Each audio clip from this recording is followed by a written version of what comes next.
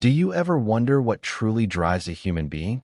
What invisible forces guide your thoughts, shape your decisions, and dictate the rhythm of your life? Every smile, every tear, every fleeting moment of joy or despair is governed by a web you cannot see. The human mind is a labyrinth of shadows, desires, fears, and unspoken motives. To understand it is to glimpse forbidden knowledge, the architecture of control, power, and manipulation that few dare to confront. Step closer, for this is the journey into the mind of Ahmad, a journey into strategy, ambition, and the raw mechanics of the psyche. Do you realize how fragile the human mind truly is? How easily it can be bent, broken, and rebuilt without the person even knowing it? Imagine walking through life carrying invisible chains, chains forged not by others, but by your own experiences, your own fears, your own suppressed desires. Each of us moves like a phantom through a world that pretends to be real, a world in which we are convinced that we are the masters of our choices, yet every thought, every emotion, every impulse is the product of a labyrinthine design we never chose. This is the battlefield of the subconscious, a place where shadows govern the light, and where your decisions are manipulated by invisible hands you do not see. The journey of life is not linear. It is jagged, turbulent, and unrelenting. Joy and sorrow do not come as simple opposites. They are intertwined, feeding one another, sustaining a rhythm of illusion. Happiness often comes disguised as temporary relief from some unseen suffering, and pain hides itself in subtle layers that erode your sense of self before you even recognize it. The human psyche is a master of deception. It teaches us to believe in freedom while silently directing our every move, making us actors on a stage of our own design, yet without our consent. Human suffering is both the architect and the key to understanding our own psychological design. Without sorrow, we would never see the hidden mechanics of our behavior, the unspoken rules of the internal battlefield. Ambition, too, is a shadow in this labyrinth. It calls to us with the promise of control, of dominance over circumstance and self. But ambition is not pure. It is intertwined with desire, fear, and envy. The pursuit of power over others, over the world, over destiny itself, is often a pursuit of dominion over the self, a desperate attempt to impose order on the chaos lurking in our own minds. Every victory achieved in the external world is often a reflection of a silent conquest within, a fleeting sense of mastery over the internal chaos we can never truly eliminate. Manipulation, whether of others or ourselves, is another layer in this intricate web. We deceive because we are deceived. We control because we are controlled. Our consciousness is a stage, our intention scripts written long before we understood their meaning. Relationships, trust, betrayal, all are tactical maneuvers in a game where the stakes are the mind itself. Every interaction is a mirror, reflecting the hidden strategies we employ, consciously or unconsciously, to survive, to gain advantage, to assert dominance, or to escape the ever-present dread of insignificance. We spend our lives seeking peace as if it is a tangible destination, yet peace is merely the absence of immediate torment, a fleeting pause in an endless storm. True peace does not exist outside of the self. It is an echo of alignment between conscious desire and subconscious reality. And most of us are out of sync, our conscious minds crying for control while our subconscious orchestrates chaos. This tension creates the feeling of being trapped, of moving endlessly through the maze of our own minds, never fully grasping the true extent of the forces that govern us. Now consider fear, the most potent weapon hidden within the human psyche. Fear is both protector and jailer. It shields us from danger, yet imprisons us in the realm of possibilities that may never occur. Fear dictates our choices, shapes our relationships, and even controls the way we perceive ourselves. When we act out of fear, We believe we are acting with reason or morality, but in reality, our actions are often dictated by long-forgotten traumas, by the echoes of lessons learned in childhood, by the whispers of an unacknowledged self. Every decision made under fear is a surrender to forces we do not understand, and yet we praise ourselves for courage when we act against it, never knowing how much of our courage was pre-scripted by the depths of our mind. Sorrow is equally treacherous. It does not announce itself with a trumpet, nor does it provide clear signs of its origin. It seeps in quietly, disguising itself as longing, as disappointment, as emptiness. Yet within sorrow lies a twisted gift, the opportunity for insight, for awareness, for awakening. Pain, when examined through the lens of the strategic mind, reveals patterns, unveils truths we otherwise would never confront. And here lies the paradox. Even joy is strategic. It is a calculated release, a momentary suspension of tension in the mind's constant calculation. We savor happiness precisely because we know it is temporary, because its fragility magnifies its power over our perception. And in this, the mind creates addiction, the endless pursuit of fleeting satisfaction, a cycle of craving and release that keeps us ensnared, a prisoner to the very psyche that promises freedom. Consider this. Every individual carries within them multiple selves, some visible, others hidden. These selves are not aligned. They contradict, collide, and negotiate silently within the recesses of thought.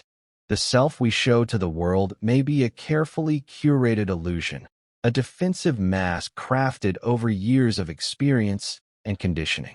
Beneath that mask lurks the true self, untamed, raw, often incomprehensible even to the owner. And in this duality, the essence of life's internal war is revealed, the constant tension between who we are, who we pretend to be, and who we aspire to become. Desire itself is a battlefield. It whispers, it torments, it seduces. Our wants are never innocent. They are informed by the intricate patterns of our upbringing, the scars left by pain, the subtle nudges of subconscious fear. We are drawn toward what we cannot have, repelled by what we fear to lose, and trapped perpetually in the cycle of seeking without understanding.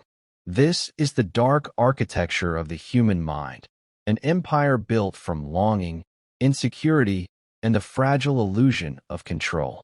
Even silence can be weaponized. The unspoken thoughts, the suppressed memories, the hidden guilt, all accumulate, creating pressure within the psyche, a tension that cannot be released without deliberate confrontation. And when released, even in subtle ways, this tension reshapes perception, influencing behavior, altering decisions, and quietly redefining reality.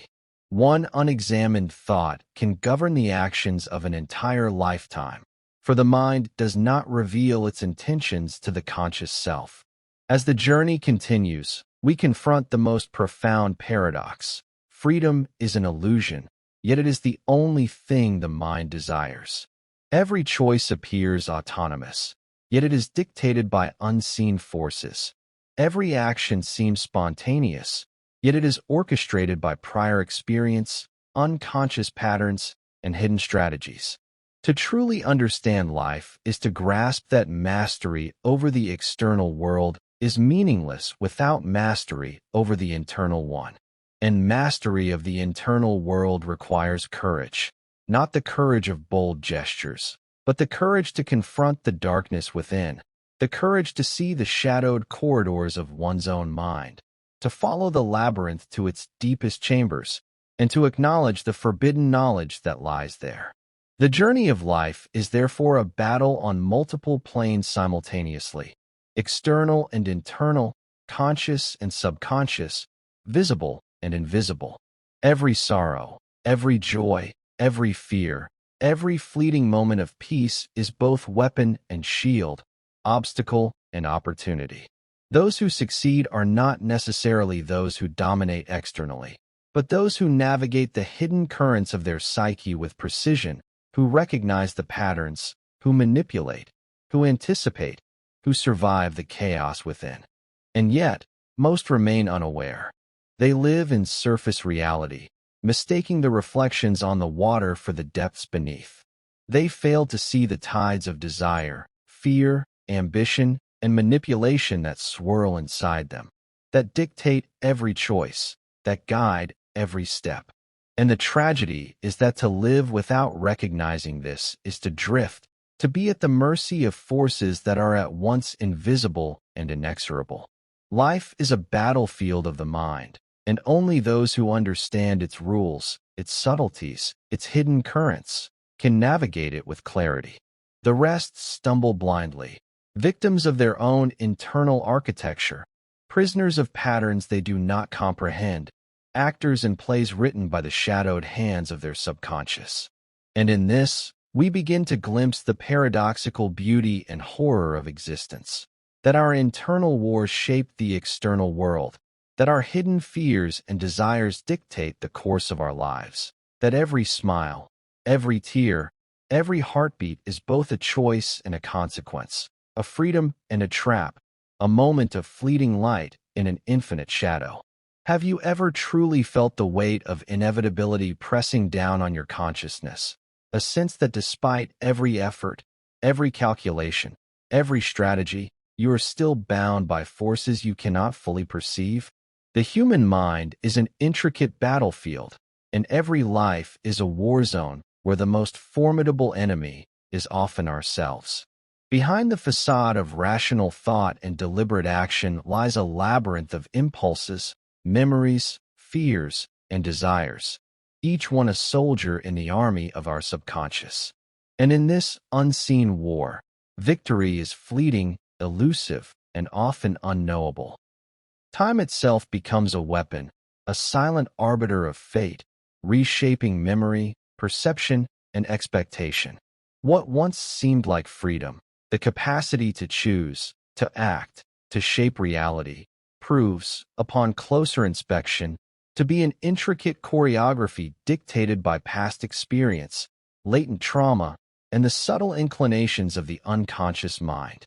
Our choices are rarely autonomous. They are the outcomes of negotiations between conflicting internal forces, between what we wish to believe about ourselves and what we unconsciously know to be true.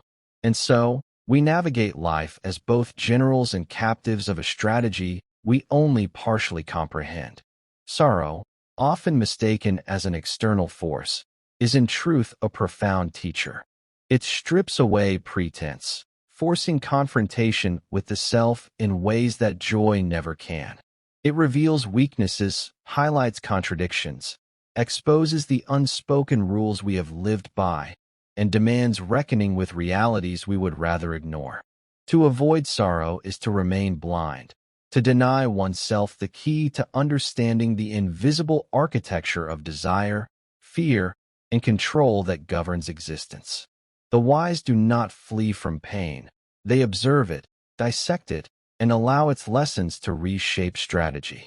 Pain is the forge in which self-awareness is tempered, and the mind that refuses to confront it remains shackled, unaware of its own depths. Power itself is revealed as psychological, not merely external. True influence over the world is inseparable from mastery over the mind. To govern others without understanding one's internal currents is folly. To command oneself without understanding the external interplay of forces is incomplete. Every choice, every relationship, every ambition is governed by intertwined layers of conscious intent and unconscious drive. And within this intricate web, every victory or defeat begins with self-awareness. The mind is the ulti,